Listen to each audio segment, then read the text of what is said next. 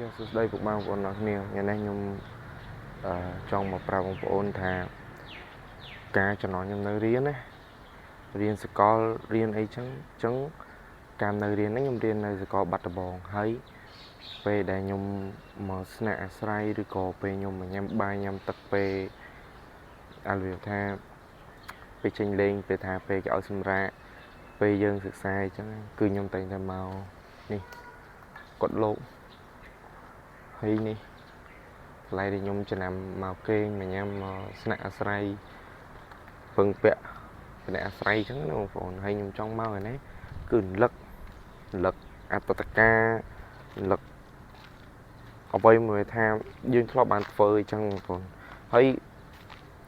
វត្តក៏ស្រស់ស្អាតដែរនៅនេះគេហៅថាវត្តកដាលបងប្អូនហើយដល់ពេលបុណ្យទានគឺតែងតែសម្បូរមនុស្សសម្បូរញាតិញោមពុទ្ធបរិស័ទគាត់តែងមកប្រពៃពិធីឬក៏ធ្វើបុណ្យនៅតាមបណ្ដាវត្តហើយបើវត្តនៅបាត់ដំបងមានវត្តកដាលវត្តសង្កែអីចឹងណាបងប្អូនដែលមានវត្តជាច្រើនទៀតដែលស្អាតតែបើសម្រាប់ខ្ញុំគឺខ្ញុំតែងតែមកនៅវត្តកដាលដោយសារ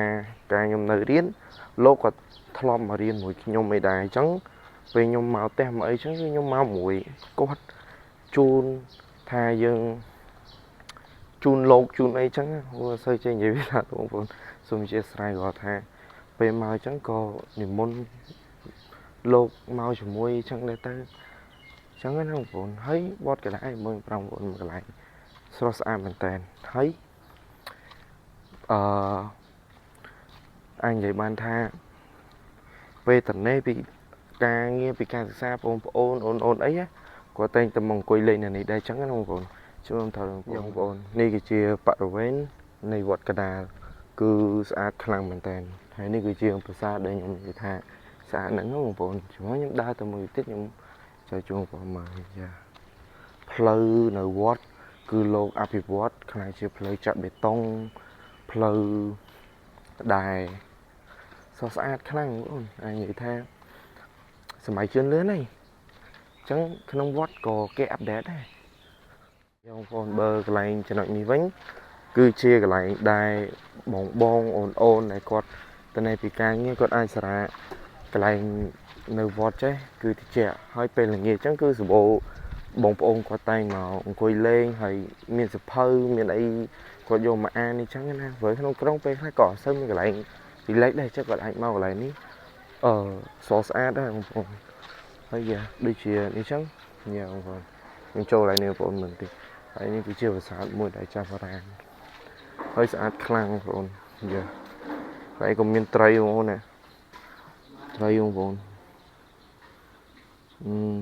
អែមតែបងប្អូន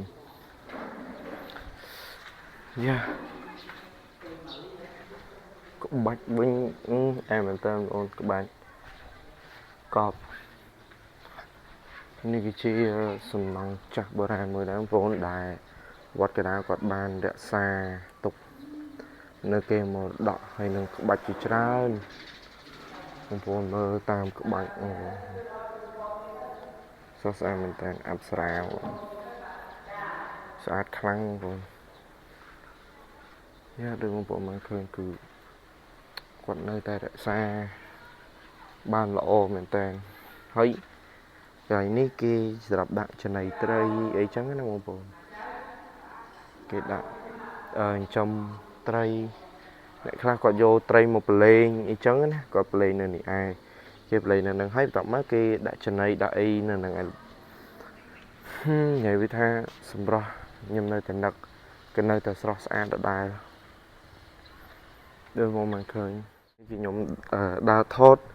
បរិវេណមួយចំនួននៅក្នុងវត្តកដាលខេត្តបាត់ដំបងបងប្អូនហើយបើនិយាយថាទស្សនវិជ្ជានៅក្នុងវត្តនេះមិនដែរគឺខ្ញុំរ៉ែតឲ្យថា10/10សម្រាប់ខ្ញុំគឺស្រស់ស្អាតខ្លាំងហើយវាជាកន្លែងមួយដែលខ្ញុំតែងតែស្នាក់អាស្រ័យពឹងពាក់ម្នាក់អាស្រ័យពីលោកពីអីចឹងណាហើយបងប្អូននិយាយចឹងអ្នកខ្លះគាត់អត់មានកន្លែងមកស្នាក់នៅអីគាត់អាចមកនៅណាខ្ញុំឃើញពេលយប់ពេលអីចឹងក៏គាត់តែងមកសារ៉ានឬក៏នៅនេះ rồi có xong lô xong ấy snap mà giúp ấy trắng đó mọi ngườiហើយវិញនិយាយវិធីឃ្លាវវិញគឺនៅស្អាតខ្លាំងបងប្អូនអាចមើលវីដេអូនេះពីដើមដល់ចប់នឹងឃើញថាទស្សនវិជ្ជានេះស្អាតខ្លាំងកម្រិតណាស់កុំឲ្យខ្ញុំជឿតែថានិយាយចឹងណាបងប្អូនមិនឃើញចឹងមានច្រើនមែនតើ